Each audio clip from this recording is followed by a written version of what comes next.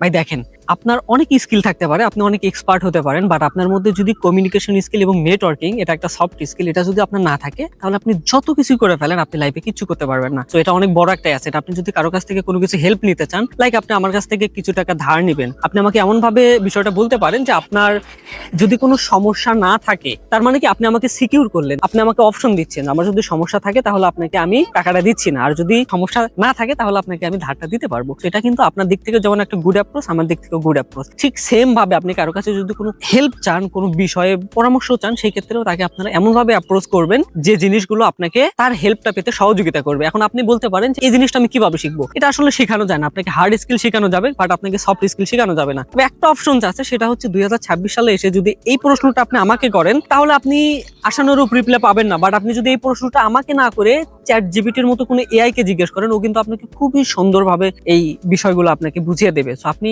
যখনই কোনো বিষয় আপনার জানতে ইচ্ছে করবে, আপনি প্রথমে আগে গুগল করবেন, প্রথমে ইউটিউবে যাবেন, দেন হচ্ছে আপনি চ্যাট জিপিটি কে জিজ্ঞেস করবেন। তারপর যদি আপনার মনে হচ্ছে আপনার মন মতো রিপ্লাই পাচ্ছেন না, তখন আপনি কাউকে সেটা জিজ্ঞেস করবেন, এবং সেটাও আপনি চ্যাট জিপিটি কে জিজ্ঞেস করবেন যে আমি একজনকে এই জিনিসটা জিজ্ঞেস করতে চাচ্ছি, আমাকে কিভাবে জিজ্ঞেস করলে সে আমাকে রেসপন্স করবে। তো আশা করছি টিপসটা অনেক বেশি হেল্প করেছে। যদি হেল্প করে থাকে অবশ্যই আরেকজনের সাথে শেয়ার করবেন এবং সেভ করে রাখবেন। দেখা হচ্ছে পরবর্তী ভিডিওতে। টিল দেন টেক কেয়ার, আসসালামু আলাইকুম।